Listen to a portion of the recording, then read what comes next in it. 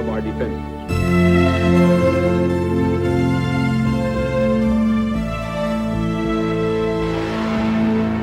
I think that there is a cover-up. He crashed following a flying saucer.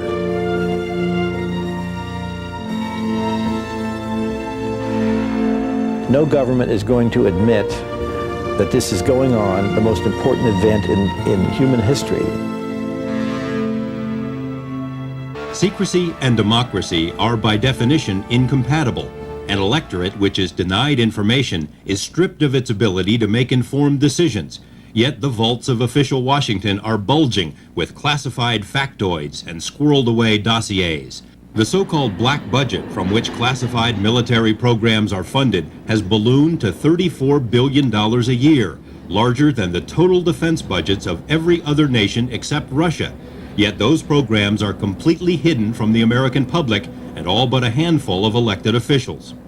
Conventional wisdom dictates that secrets can't be kept, that Washington leaks like a sieve, and that every story gets told eventually, especially a story as potentially explosive as UFOs. But let me tell you, don't think for a moment that secrets can't be kept. The American taxpayer would have a fit if he knew where some of his tax money was going. Find me a civilian organization that's got a radar. Find me one that's got a fast jet. Find me, all of those things. Detect any kind of electronic countermeasures, equipment, what have you. Satellite detection. Those things belong to the government. So whatever body of good data exists on UFOs, the government has it, only because they're the ones capable of collecting it.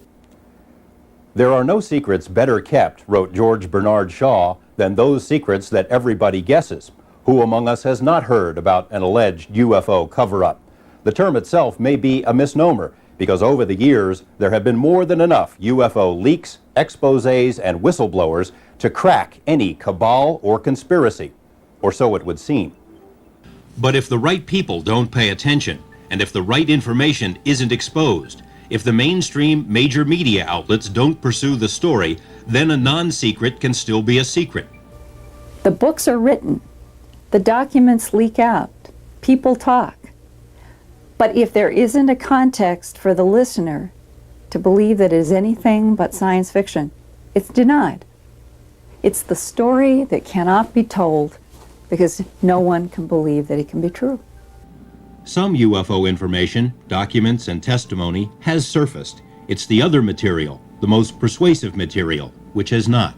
The best evidence has been kept secret successfully for 45 years.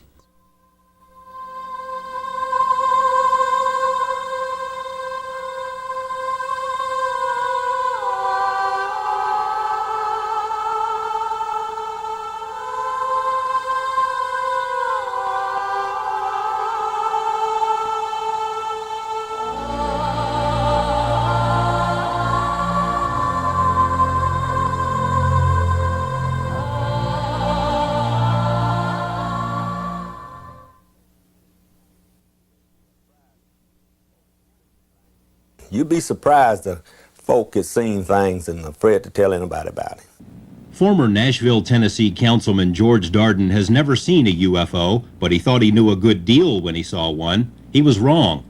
Darden hoped he could create a few jobs and some tourist income by building, with city funds, a UFO landing pad, sort of a Nashville-style welcome wagon for visitors from the Crab Nebula and beyond.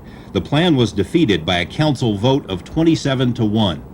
Got one vote, which was a start, and that was my vote.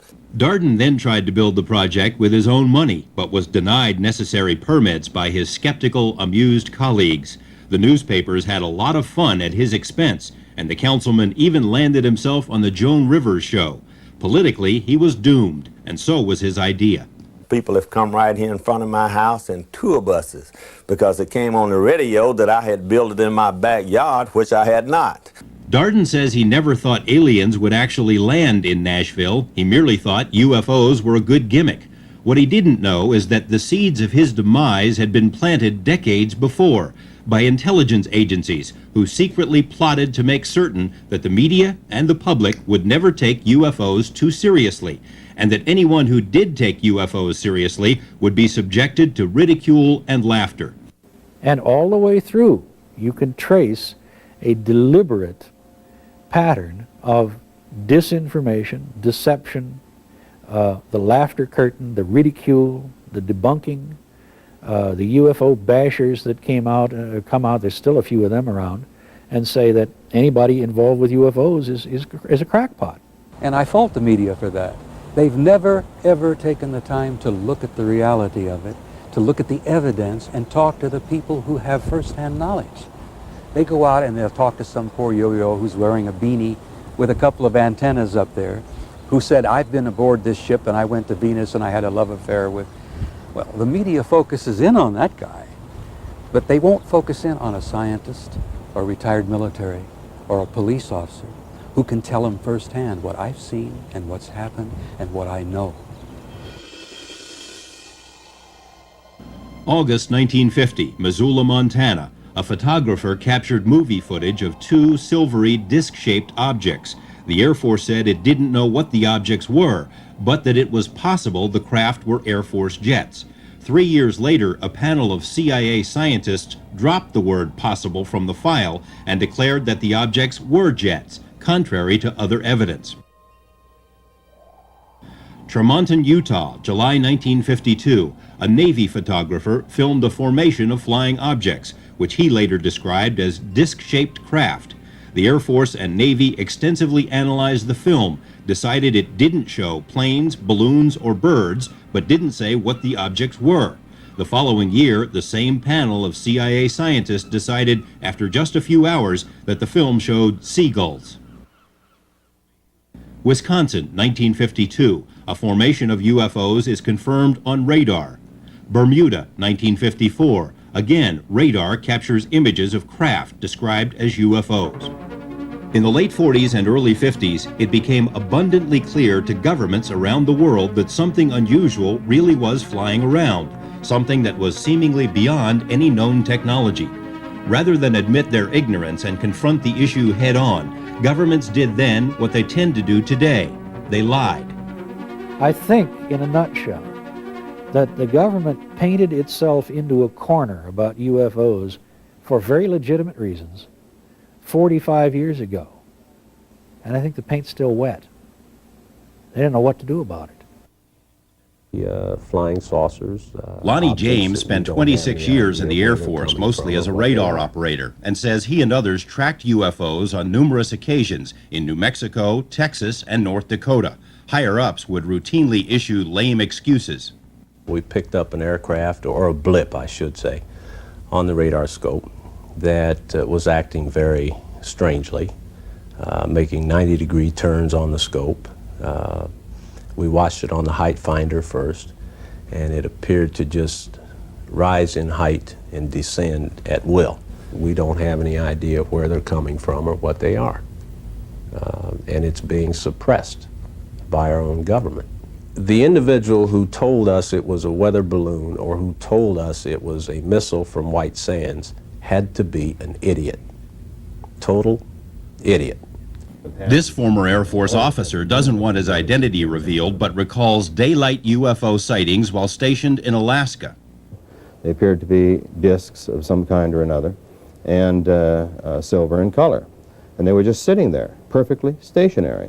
As the jets proceeded to go after them in different groups, they came back together again at incredible speed. It was just like the blink of an eye. Nobody knew what they were, and they were completely beyond our capability, and we knew, we thought we knew the capabilities of the Soviets at the time. They didn't have anything better than the MiG either. Many people trace the beginning of the modern UFO era to the June 1947 sighting of 9 objects by pilot Kenneth Arnold while flying over Washington State. Arnold compared the flight of the objects to a saucer skipping across water, and the term flying saucer was born. In reality, sightings had been taking place for years before Arnold's brief encounter. During the final months of World War II, air crews on both sides of the war frequently encountered strange, almost playful balls of light, which came to be known as Foo Fighters. We thought they might be Nazi secret weapons. The Germans and Japanese thought they were ours. After the war, thousands of so-called ghost rockets were reported over Europe, especially Scandinavia. We suspected they might be Russian weapons. The Russians thought they were ours. UFOs burst onto the American scene in 1947. Kenneth Arnold's was one of nearly 900 sightings that summer. In early 1948, a military pilot, Captain Thomas Mantell, chased a UFO over Kentucky. Mantell radioed back that the object was metallic, of tremendous size. A few minutes later, his plane crashed, and Mantell was dead. The official explanation was that he was chasing the planet Venus and blacked out for lack of oxygen. A metallic Venus didn't wash with many people. Former U.S. Senator and Air Force General Howard Cannon served with Captain Mantell.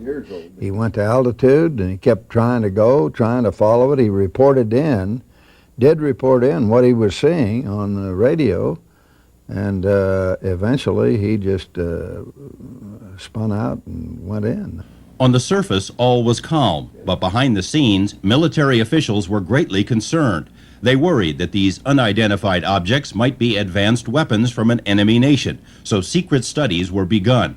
A joint Army-FBI study concluded that the objects were real, not imaginary, that they appeared to be metallic, disc-shaped, manufactured craft capable of great speeds and evasive maneuvers.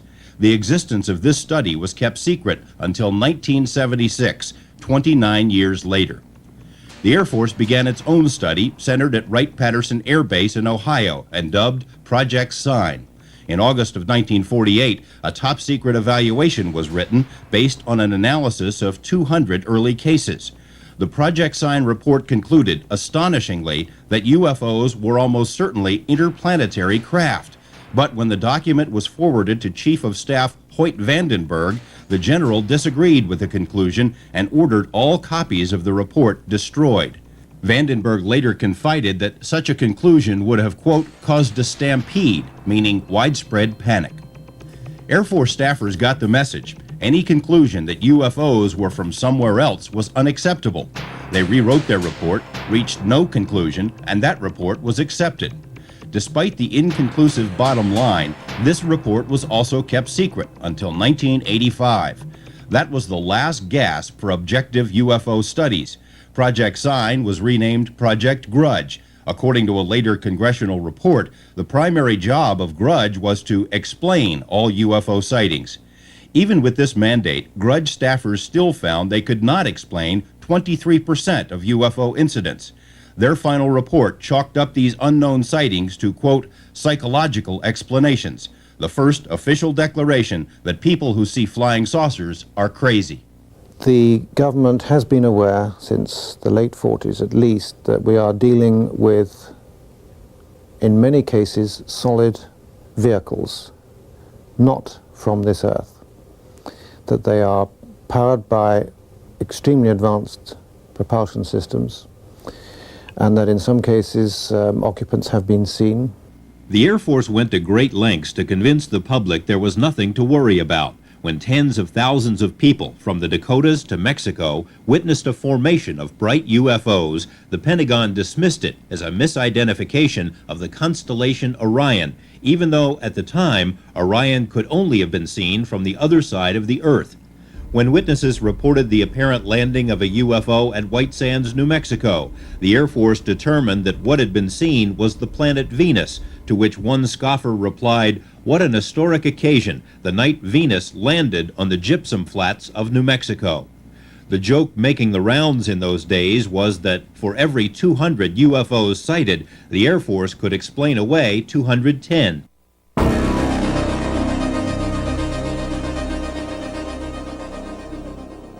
Even less cooperative than the public were the UFOs themselves.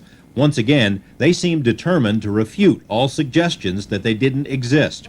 In 1952, the U.S. was hit by a massive wave of UFO sightings, more than 1,500 separate incidents in all, and many more occurred that weren't reported. Those who question why UFOs haven't landed in Washington, D.C. may be interested in what may rank as the most dramatic UFO incident of all. In July 1952, the nation's capital was buzzed by at least 6 UFOs on 2 consecutive weekends. The objects were picked up on numerous civilian and military radars. Fighters were scrambled but were unable to get near the elusive lights. Photos were taken of the objects. Confidential reports hinted the objects may have been from other planets, but the public explanation was the sightings were merely the result of a temperature inversion, a thin excuse which didn't convince many people, especially the Pentagon's own radar operators.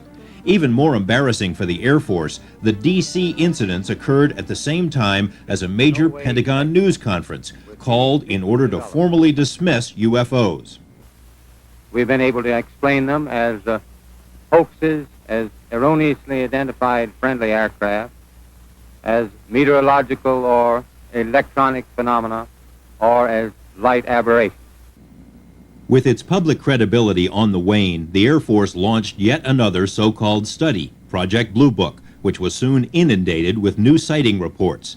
The first head of Blue Book, Captain Edward Rappelt, somewhat naively attempted to conduct an authentic study, but quickly surmised that his superiors didn't really welcome such an effort.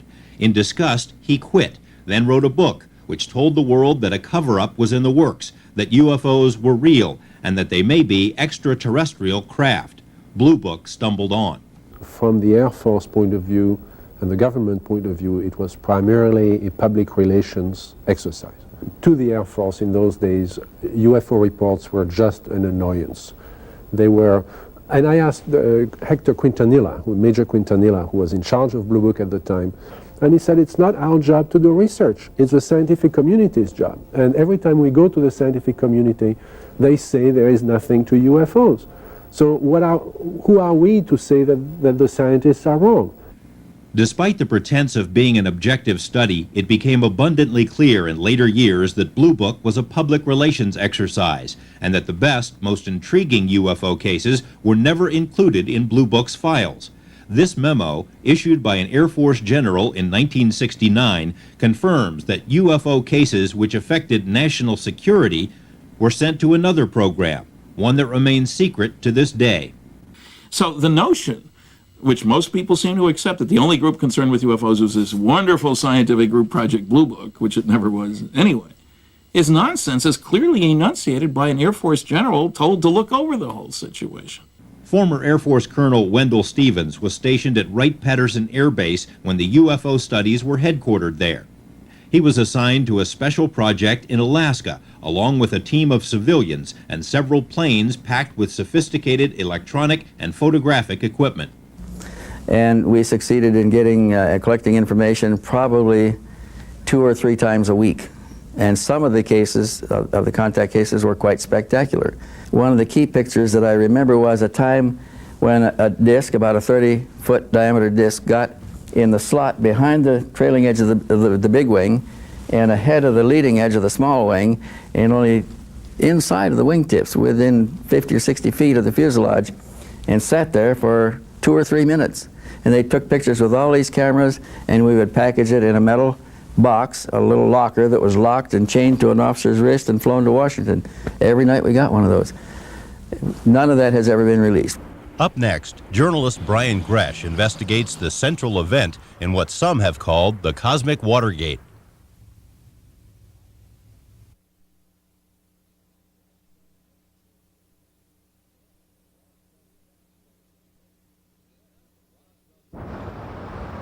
The town of Roswell, New Mexico isn't much different today than it was 45 years ago, when it became the unlikely setting for what may rank as the greatest cover-up in history. The old Army airfield has been closed for years, but back in the late 40s, it was home to the world's only atomic bomber wing, the 509th, a point of pride with the locals. Today, as then, much of New Mexico is a virtual military fiefdom. Kirtland Air Force Base in Albuquerque was and is the state's largest employer. Los Alamos Lab and White Sands Missile Base are still key players in the nation's defense establishment. If someone had wanted to get a clear picture of America's military capabilities back in the 40s, New Mexico would have been the place to be.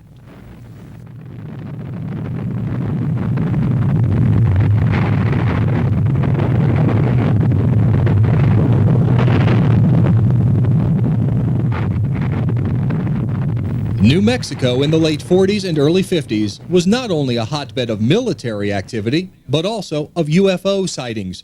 Green fireballs and other unexplained phenomena had been reported over nearly all of the state's top-secret military facilities on an ongoing basis. prompting hush-hush studies and evaluations.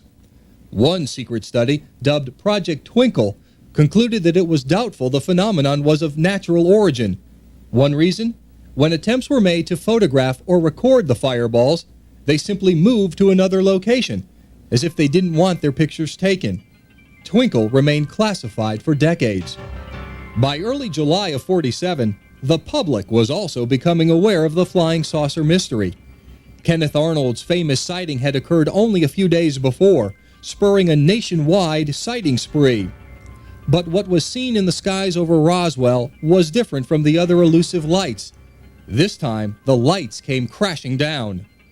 A rancher named Mac Brazel was the first to spot the wreckage in the desert. He first phoned the sheriff, who then called the Army Air Base to report that something had crashed, a decision both would soon regret. The base dispatched intelligence officer Major Jesse Marcel to the scene. Marcel and others gathered up some of the strange material and brought it back to Roswell. Foil-looking material, about the thickness or thinner than the foil on a package of cigarettes, and that's pretty darn thin. Could not be burned, could not be cut with a pair of scissors, put on the ground and a pen knife taken and tried to drive it through, wouldn't work.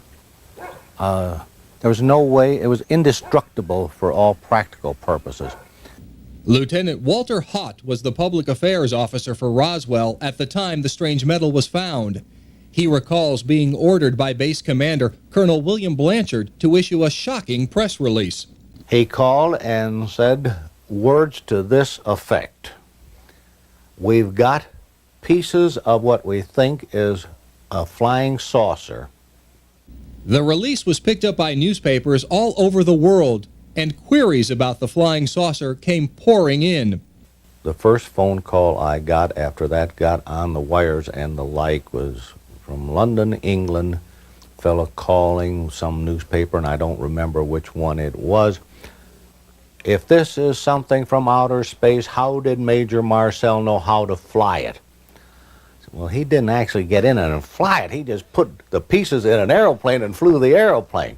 But within hours after the initial press release, higher-ups within the Army ordered a new story to be issued.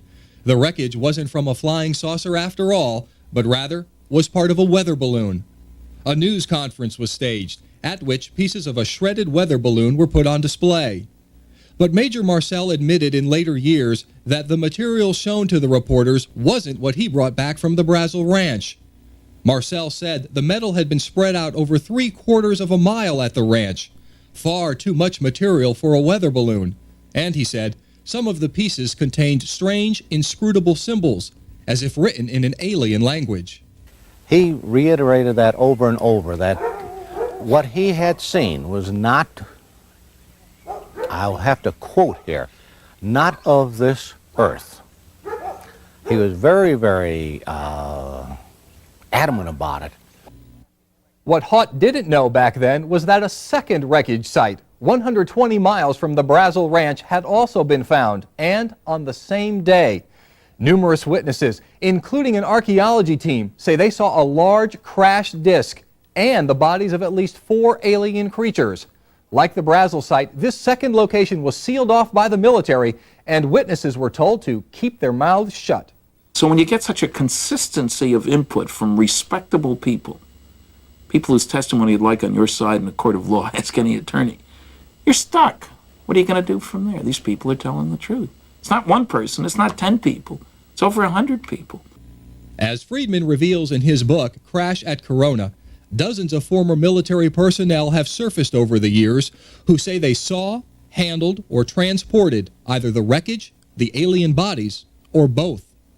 Bob Shirky, the former assistant operations officer at Roswell Field, is one of them. Colonel Blanchard had called down and said, set up a plane to go to Fort Worth. He said, I want a B-29.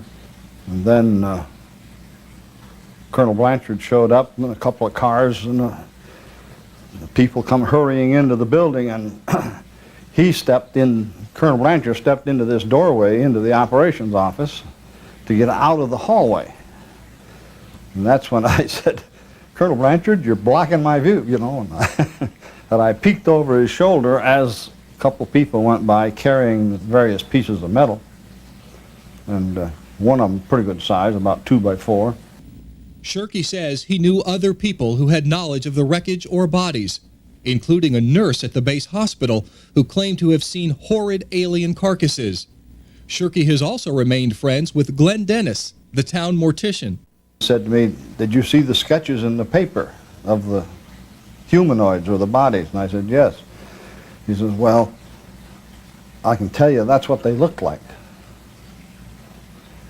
Says, our funeral parlor supplied the caskets for the Air Force to use because we had the contract. And they came in and took all the baby-sized or youth-sized caskets we had. When this crash saucer event took place, the military told him, if you ever talk about what you saw, we will kill you and we will kill your family. While a cover story was being spoon-fed to gullible media, more dramatic steps were taken to ensure that the story of the saucer and bodies would spread no further. Mac Brazel, for instance, was held incommunicado for a week, and when he finally re-emerged, had changed his story about what he found. Sheriff George Wilcox confided in later years that the lives of his family had been threatened by the military unless he kept out of the investigation. His own samples of the strange metal were seized. A Roswell radio station was ordered by the FBI to cease transmission of a story about the crash. But the most effective subterfuge involved the transport of the alleged alien flotsam. Witnesses and records indicate that some of the material was immediately flown to Fort Worth, then on to Wright-Patterson Air Base in Ohio, and perhaps to Washington, D.C. The official Army story is that once the weather balloon mix-up was discovered, plans for transporting the material were canceled altogether, a statement that is demonstrably false. Pilots who flew the material out of Roswell have confirmed the Army was lying. One pilot even claimed to have seen the alien bodies while in flight. This official FBI memo, dated July 8, 1947, clearly indicates that a, quote, disc was being transported from Roswell to Wright-Patterson by a special plane for examination. Wendell Stevens was at Wright-Patterson back then and remembers far more furor than should have been generated by a weather balloon. My immediate superior, who was Colonel Albert Boyd at the time, later became 3-star General Albert Boyd and the commander of the Edwards Air Force Base Flight Test Center. He was my immediate superior, and he was one of the officers that flew General Twining out to Kirtland Air Force Base on the night of the 3rd of July. More than 200 witnesses in all have now come forward with bits and pieces of information about the New Mexico events, much of it first-hand information. Yet the official files of those agencies charged with investigating UFOs over the years contain virtually nothing about the case, not even files which might discredit it. There is more than enough evidence to suggest that something extraordinary happened in the New Mexican desert back in 1947, and that the military went to great lengths to hide the truth. We have the general who took the call from Washington saying to cover it up. We have the rancher, his son, the people around him, neighbors that he talked to. They come up with a consistent story, descriptions of not only the wreckage, but how he was treated by the government. We have the media people in the town of Roswell. Some of them are still alive. We have the guy who put out the press release. He's never changed his story in the 14 years since I've been talking to Walter Howe. We have the FBI memo. Even more unsettling is the possibility that there have been other crashes and other cover-ups. UFO researcher Linda Howe says she has been shown documents by military officials which refer to several saucer crashes and recoveries. Bill Moore, who co-authored the first book on the Roswell affair, says he has been shown similar documents. And Timothy Good has heard credible testimony from some of the best-known military leaders of this century. General George Marshall was supposed to have something to do with it. Marshall became quite forthcoming and admitted that there had been contact with UFOs and that there had been at least 3 crashes and occupants had been recovered, and he went on to say that the occupants of UFOs were hoping to eventually adapt to the atmospheric conditions on this planet. If there have been crashes and recoveries, if alien wreckage and even bodies have been found, where are they? What's being done with the proof? And why can't the public be told? More on these topics is still ahead.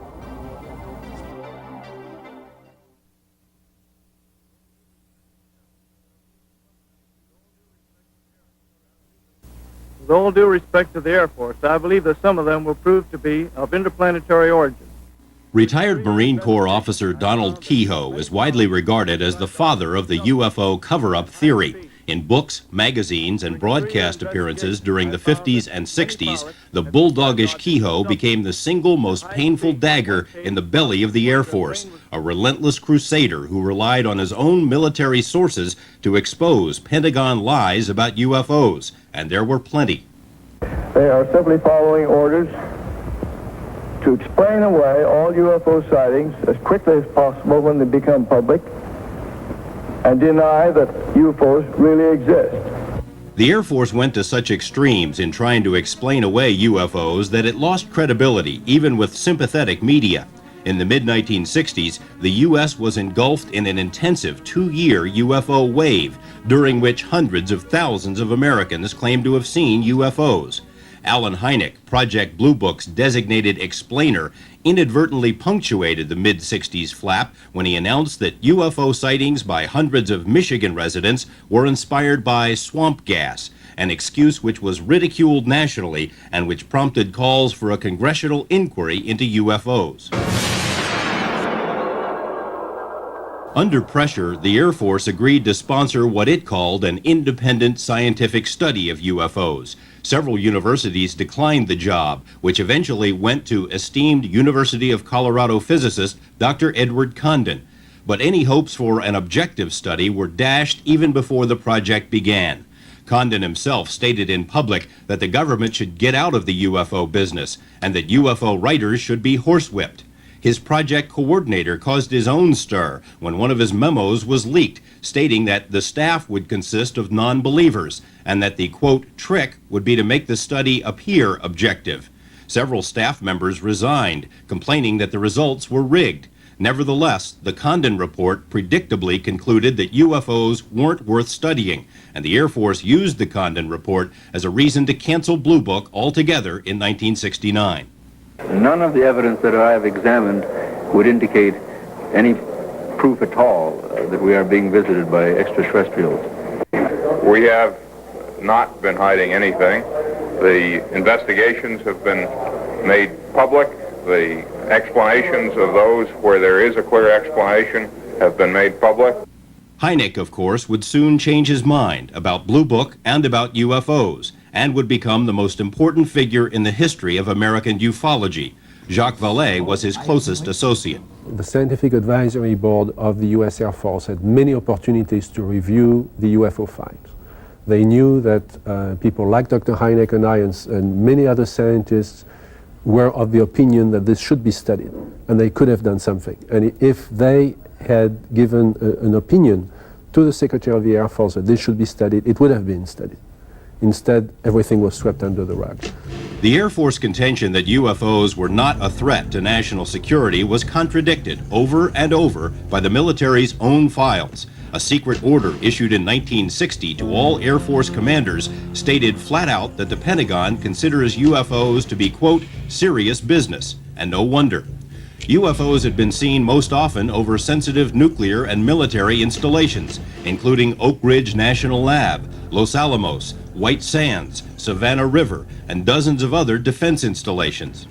Anybody would recognize that if you have a base at which there are stored nuclear weapons, and a vehicle has penetrated your air cover and goes right down the runway, that has national security implications. That kind of sighting is far more interesting to me than some light in the sky meandering along.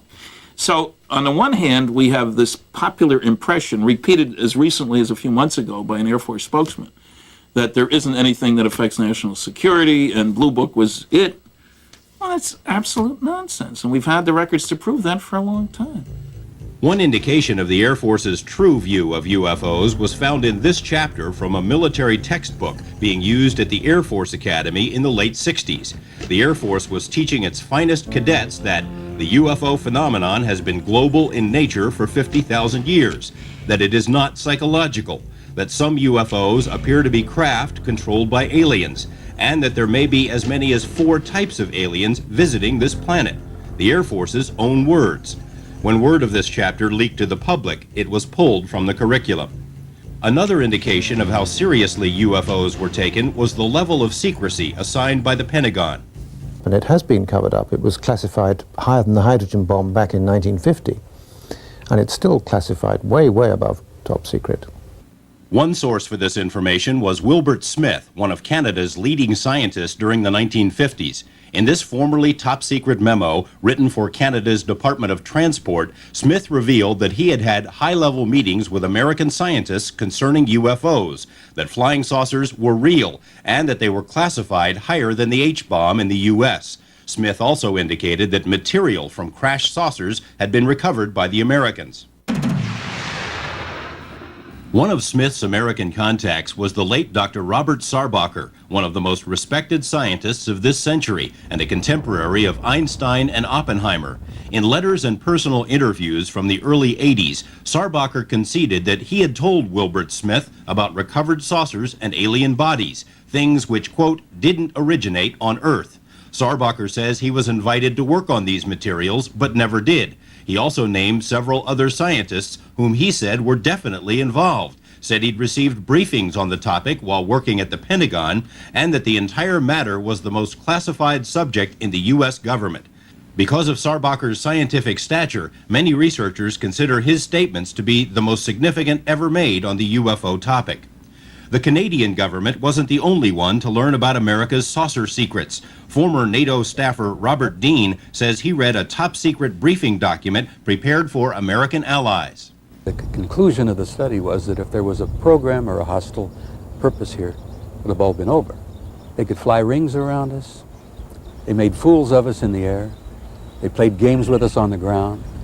Case after case after case. There is a collaboration on above top secret information on this subject between, say, the United States, Great Britain to a certain extent, Canada, Australia, but this is to a limited extent. I don't think the United States has revealed everything it knows to other governments. I'm convinced of that. Many governments haven't the faintest idea what's going on. They have no need to know, and they haven't been filled in. Why would world governments maintain two attitudes about UFOs, a great concern in private, but ridicule and debunking in public? The answer can be traced to the early 50s. What is the flying saucer? What do people see and sometimes photograph? What's behind the daily reports of aerial phenomena in the nation's press? I think it was from outer space, but friendly. The great UFO wave of 1952 had attracted the attention of the CIA, which was concerned that a foreign power might be able to exploit America's saucer craze. So a panel of scientists was convened to consider UFOs, the so-called Robertson Panel. Members spent a total of 12 hours over 3 days reviewing the UFO evidence and concluded there was nothing to worry about. UFOs were not a threat to national security. However, the continued reporting of UFOs could be a threat, the panel said, and it recommended an official policy of debunking so that flying saucers would be stripped of their aura of mystery. The Robertson panel also recommended that UFO groups and researchers should be monitored. Armed with these recommendations, the CIA and military intelligence agencies swung into action with a plan that is still being carried out. Ridicule those who see UFOs, spy on people who research UFOs, confuse the public with disinformation.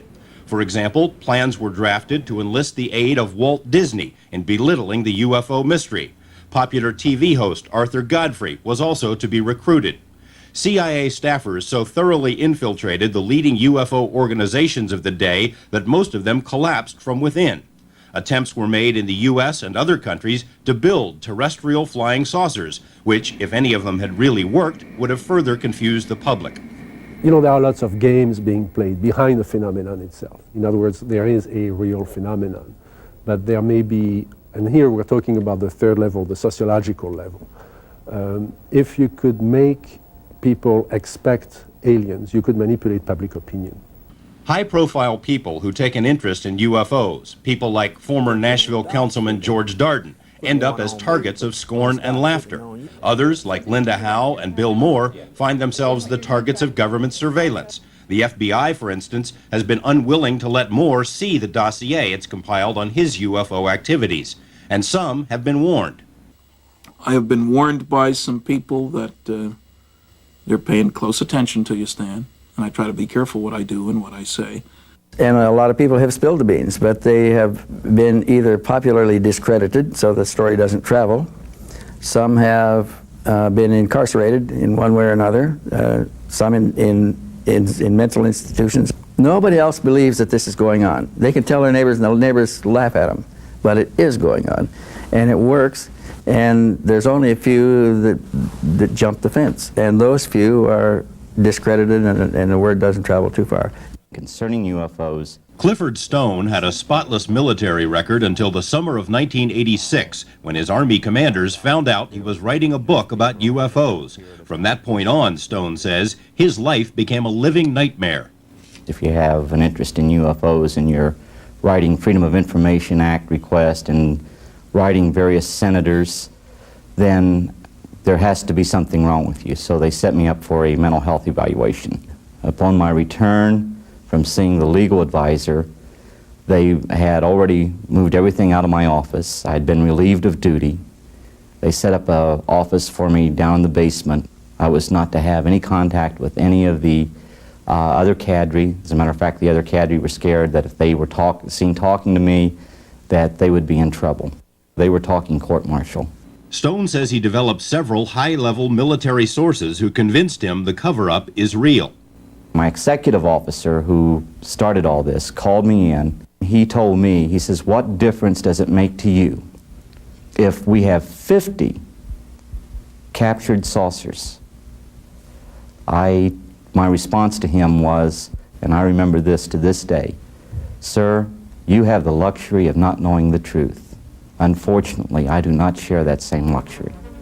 People with far more clout than Cliff Stone have also been thwarted in their efforts to find out what the military knows about UFOs. During his campaign for president, Jimmy Carter vowed to open all UFO files if he were elected. News articles hinted that Carter was preparing to make an unsettling announcement about UFOs, but it never happened, and to this day, he declines to say why. Senator Barry Goldwater, a former Air Force general who also served as chairman of the Senate Intelligence Committee, would presumably have the power and the clearance to see anything in the military's arsenal. But when Goldwater asked to see the so-called Blue Room, where UFO material is supposedly stored, during a visit to Wright-Patterson Air Base in Ohio, he was told by General Curtis LeMay that it was none of his business and he should never ask again. Former Nevada Senator Howard Cannon is one of Goldwater's closest friends and says he and Goldwater discussed UFOs and the Blue Room several times. What Barry wanted to do is get in and find out what did they have. What could they say when you say he was turned down? I'm sure that had I gone to them and said I'd like to go in there, what's the useful purpose? You know, we couldn't come out and talk about that sort of thing and say, well, here's what we saw. First place, somebody would say we're lying, and it would serve no useful purpose, I think. Cannon, who also was an Air Force general, thinks Congress would have been told if crashed saucers had ever been recovered, but concedes that such secrets could be kept from Congress and the public. Well, they've kept some pretty good secrets over a period of time, and so I'd have to say that I'd have to believe that secrets like that could be kept. Getting copies of government UFO documents can also be a daunting task, in spite of the Freedom of Information Act. Simply put, if the government doesn't want you to see a file, you won't. There's no question that agencies of the United States government have been withholding, on a regular, clear-cut basis, data about flying saucers, among them the CIA and the National Security Agency. Today, 99.9% of all UFO government documents are available in the National Archives. UFO debunkers like Phil Klass somewhat naively assume that the government has no interest in hiding UFO files because there's nothing in them. That view is not borne out by experience. The FBI, for instance, vigorously and repeatedly denied having any UFO files or any interest in the subject. But when the Freedom of Information Act was passed, the G-men reluctantly coughed up 2,000 pages of UFO documents, dating back to the very beginning of the modern UFO era. Write to the CIA to ask for its UFO files, and you'll be told the agency hasn't collected UFO information since the 50s. Yet official documents from the 70s and beyond refer to CIA UFO experts, CIA UFO studies, and the CIA monitoring the UFO situation. Military officials have also been caught telling UFO lies. Both the Air Force and the RAND Corporation denied any knowledge of a secret UFO study commissioned by the Pentagon. Yet, here it is. The RAND study acknowledged the reality of UFOs and said that a solution to the UFO mystery was a matter of the highest urgency. The National Security Agency, the CIA, Defense Intelligence Agency, FBI, many other agencies are withholding thousands of pages of documents on UFOs in the interest of national security. They admit that. For decades now, since the 1940s, all those agencies I've just referred to have denied any sort of serious involvement in UFO research. So they've been lying to us about that. In addition to lying about the existence of UFO documents, government agencies routinely censor those UFO files which they are forced to release. The trouble is, as you start to go through this document, you rather quickly find that a lot of it isn't really there. And I won't stop because you'll see how many pages are really full of good information. Trying to get files declassified can be all but impossible. Appeals to the FBI, for example, can drag on for 3 to 4 years. The Department of Energy says it could take up to 7 years to obtain some of its sensitive UFO-related material. The National Archives has a backlog of 325 million documents awaiting declassification. Agencies are able to hide behind this log jam, using it as an excuse to withhold or stall the release of UFO information.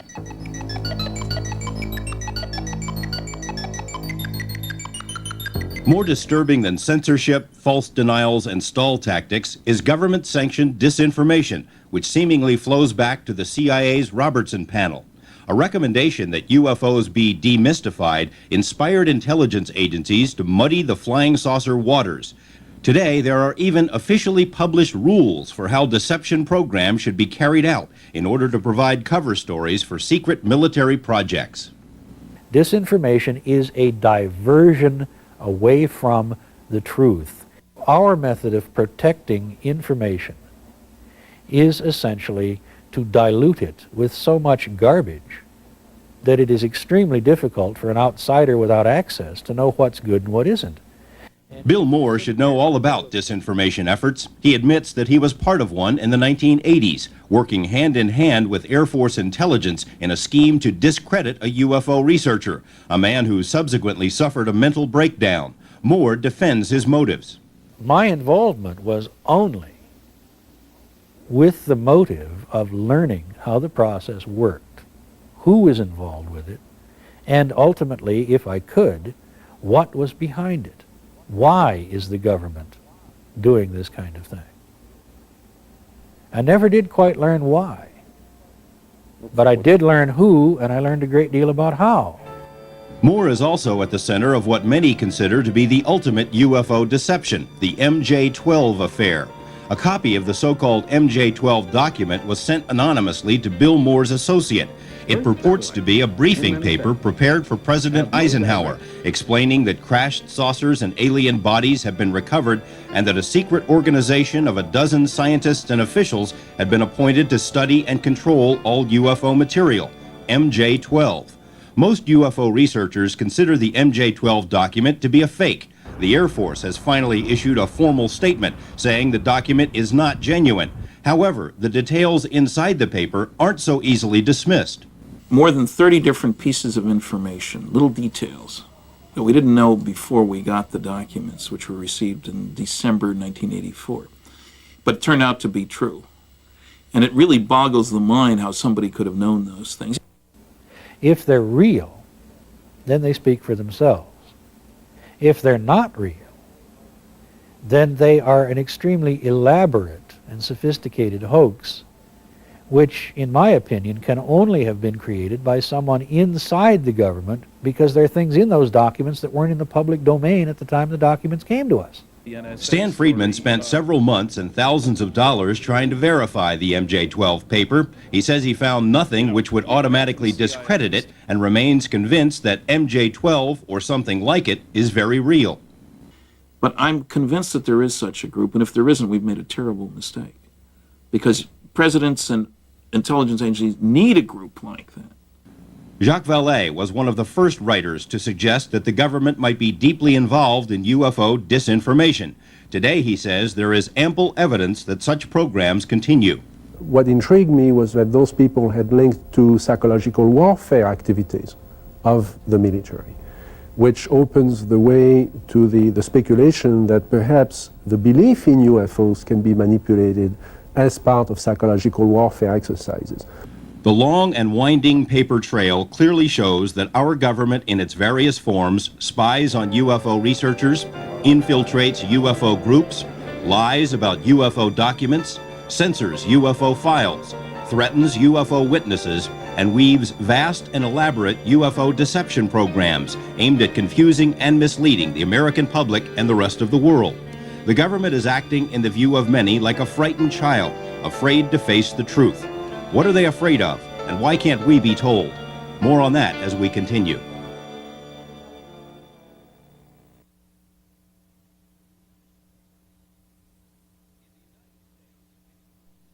In the United States, any person who comes into contact with extraterrestrial beings or material can be locked up for an indefinite period without so much as a hearing.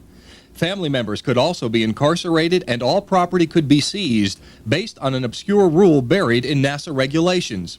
Ostensibly, the law was meant to allow for the quarantine of astronauts, but its verbiage could be applied to any American citizen. The law typifies NASA's touchiness concerning ETs and UFOs. The space agency simply doesn't want to talk about such subjects. In 1977, for example, President Jimmy Carter asked NASA to resume studying UFOs because there had been so many inquiries from the public. NASA politely but firmly said, no thanks. The now canceled SETI program, Search for Extraterrestrial Intelligence, was renamed by NASA in part because the space agency didn't want people to say it was looking for little green men, even though that's pretty much what it was doing. I think that there is a cover-up of sorts. I don't know to what degree it is, because of course it's very hard to tell what's information and what's disinformation. Former astronaut Brian O'Leary has had first-hand experience with NASA's alien paranoia. Dr. O'Leary was recruited by NASA for a manned mission to Mars, primarily because of his extensive writings about the Red Planet.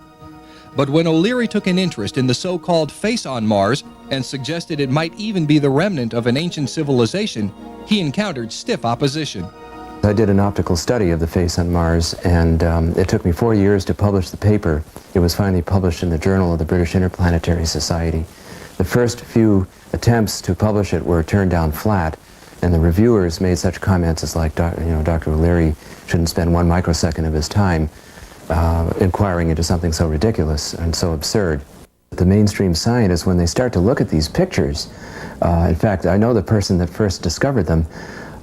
His name is Toby Owen. He's a colleague of mine in planetary science, and he and some of the other people, when they started looking at the pictures, there was kind of a nervous laughter, almost like a teenager looking at pornography, saying, that looks like a face. But then when it comes time to go public, you have to be conservative, or else you might just blow your whole credibility. In 1993, NASA launched the ill-fated Mars Observer for the purpose of thoroughly photographing the Martian surface.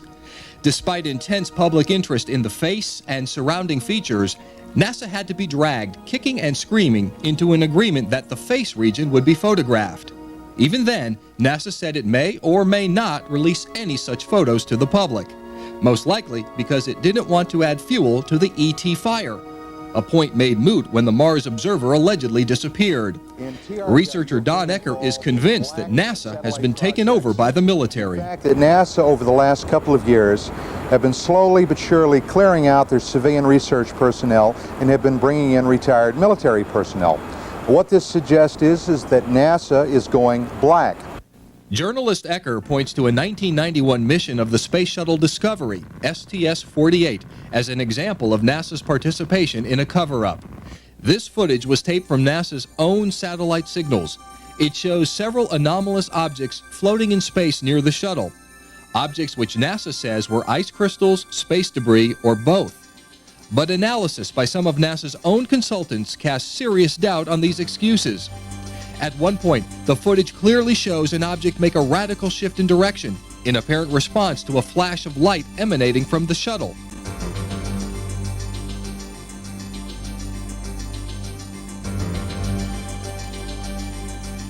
Here's the sequence again.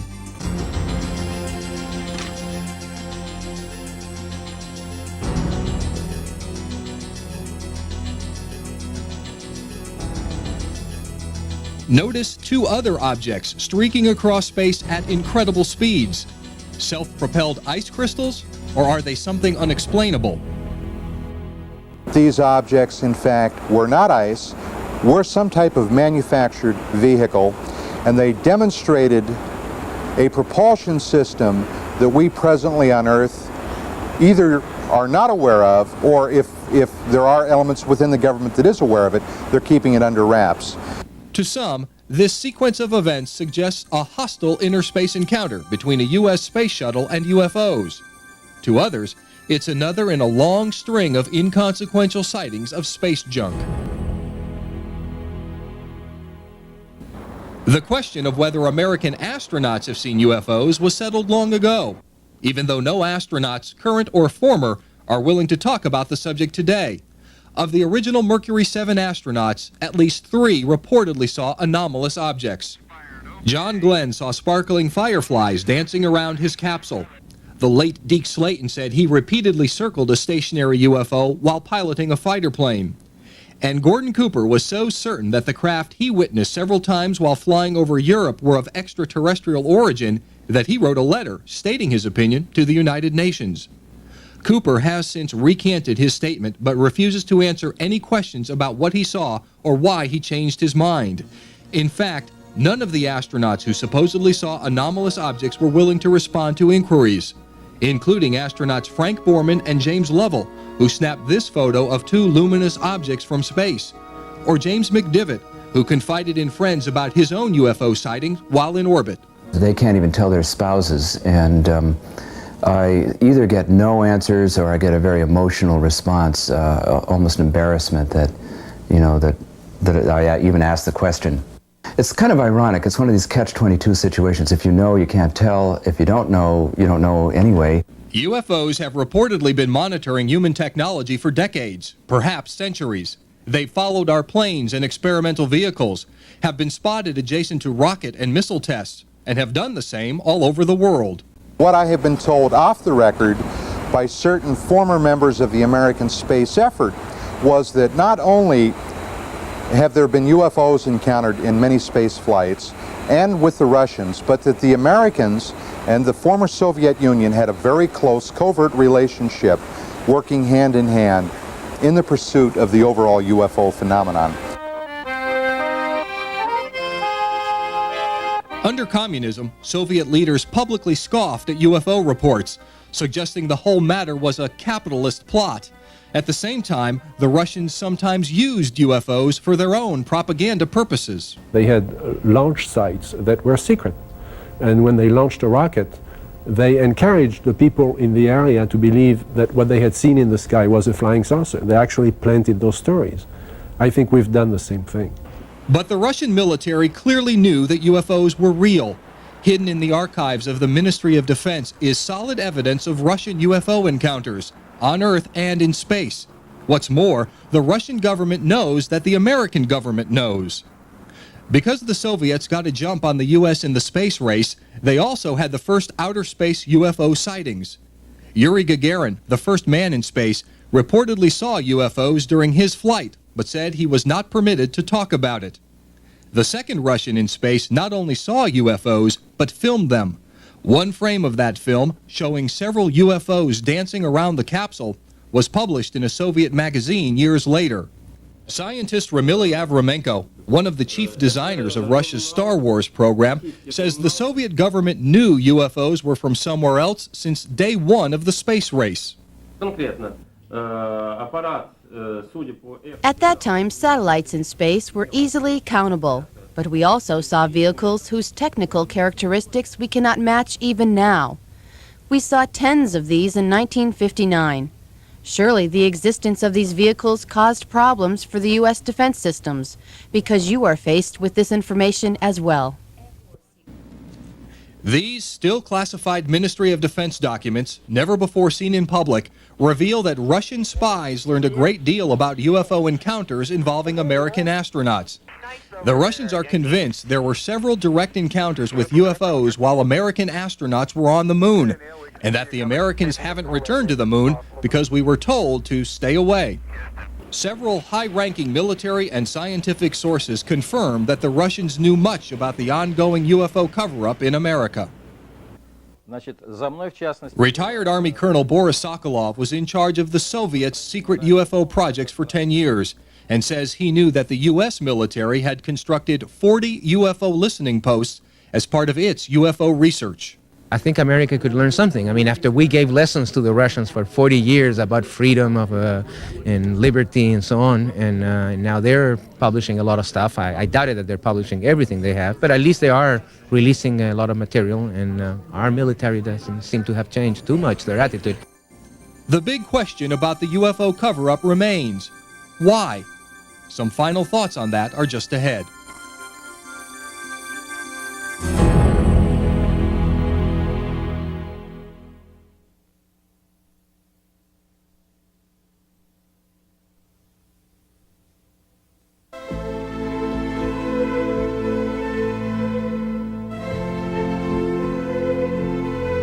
When is a secret not a secret?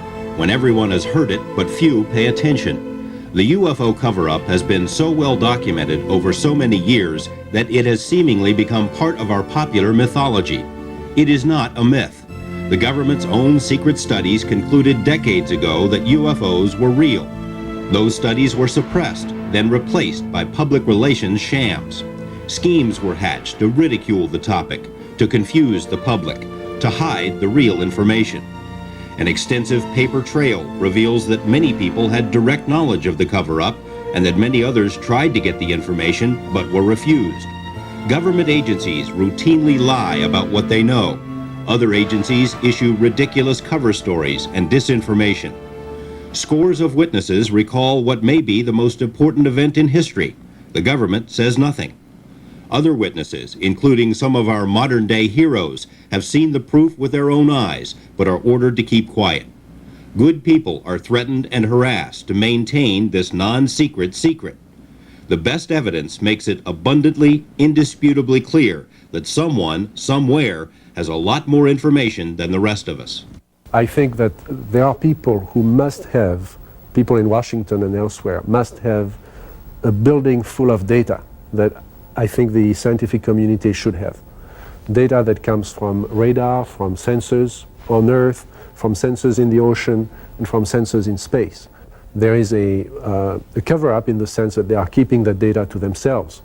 And I think the greatest secret may be that nobody has any idea what those objects are. It almost seems as if the government is toying with us. Wright-Patterson Air Base is widely thought to have been the home to recovered alien technology. On the emblem for the base's aptly named Foreign Technology Division is this strange symbol. A joke on the public? George Adamski, the original contactee whose claims about visiting Venus have been largely discredited, was able to travel all over the world to deliver specious lectures with the help of a special high-level passport. Who gave it to him? President Ronald Reagan, who delivered 5 public speeches about a possible threat from outer space, held a special White House screening of the movie E.T. and afterward whispered in the ear of director Steven Spielberg. When the showing was over, Reagan got up, put his hand on Steve's shoulder and said, you know, fewer than 6 people in this room know the whole story. We can't say how many people, if any, know the full story, but certainly there have been many who know more than the rest of us, including some of the most trusted personalities of this century.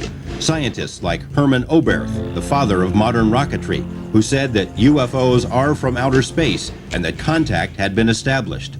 Or his colleague, Werner von Braun, who hinted that closer contact with an alien intelligence was imminent. Or General Douglas MacArthur, who predicted that our next great war would be an interplanetary war.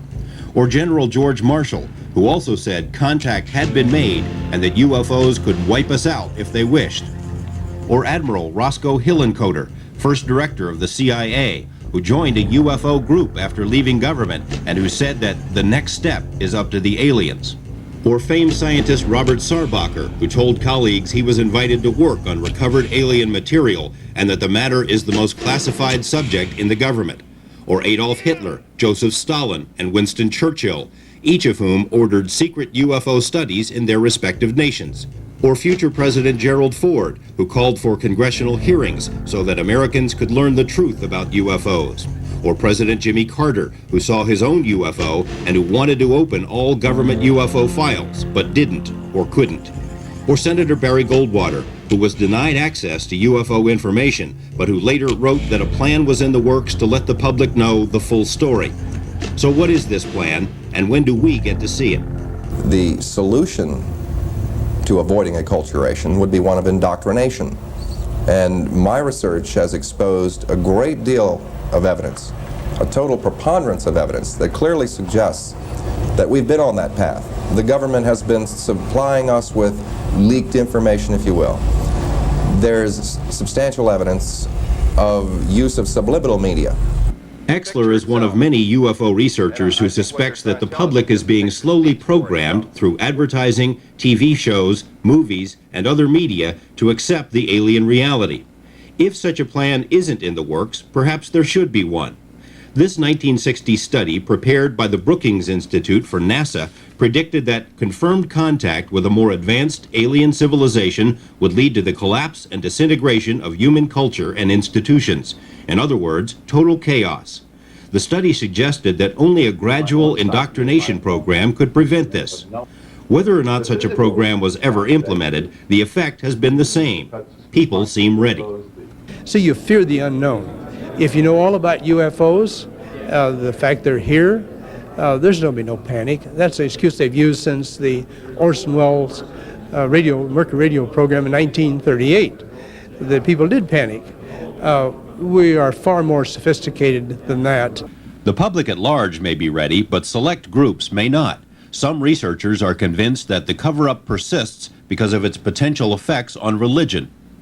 The first thing that would happen would be you'd have 40 million right-wing fundamentalist Christians climbing the walls, and then you'd have virtually every other opposition politician screaming in holy terror.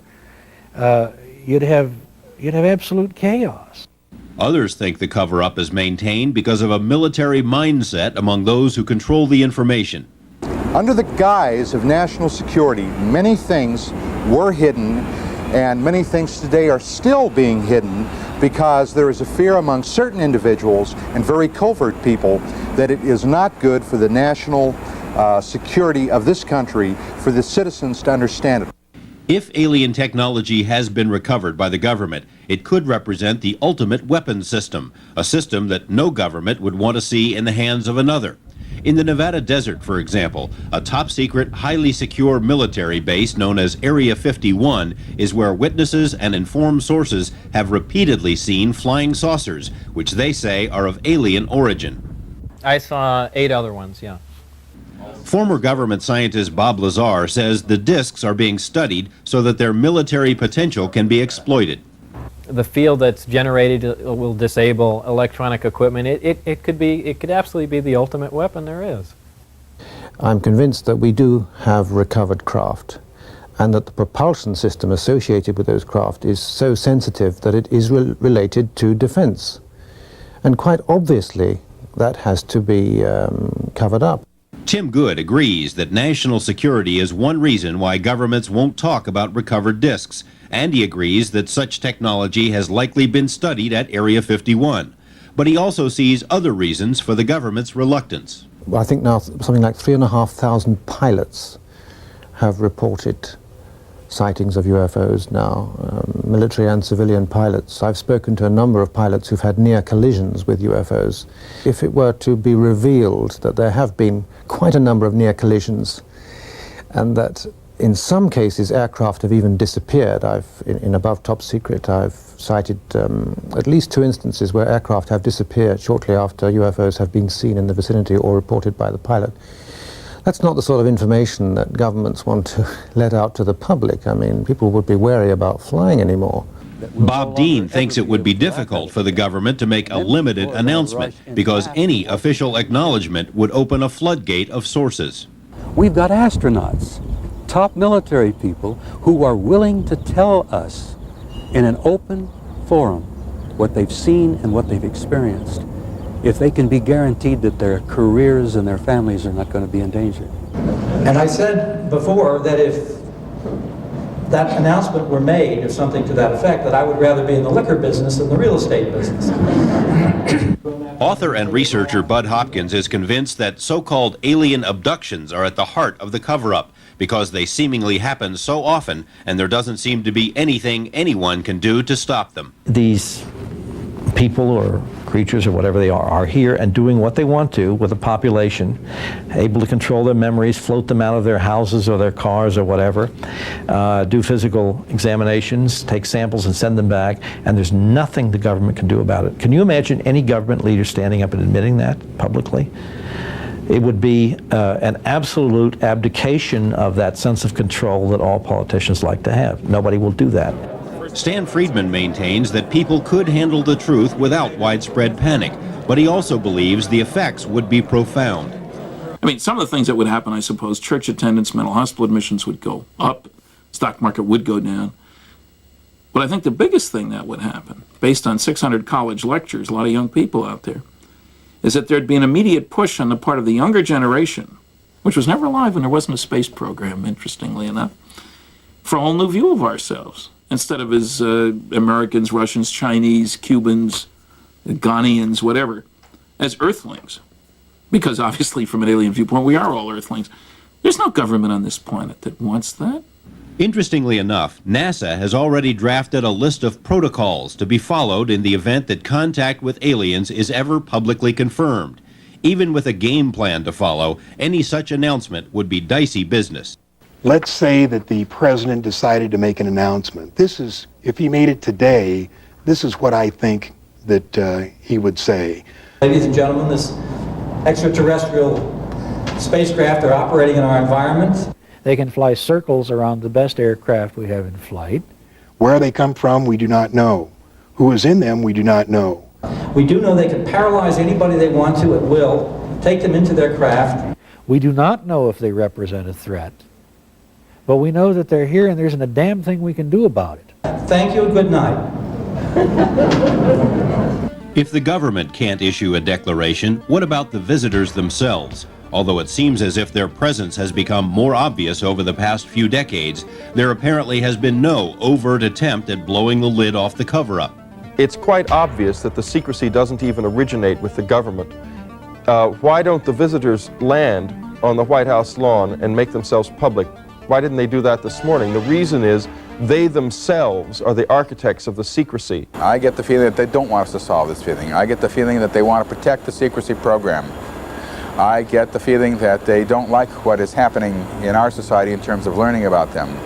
If the visitors won't end the secrecy, and if the government can't, the burden for uncovering the truth falls to the public. The UFO question isn't something which belongs solely in the domain of tabloids, talk shows, or movies of the week. We all have a stake in the answer. I think the only hope for a decent future for this planet is an Earthling orientation.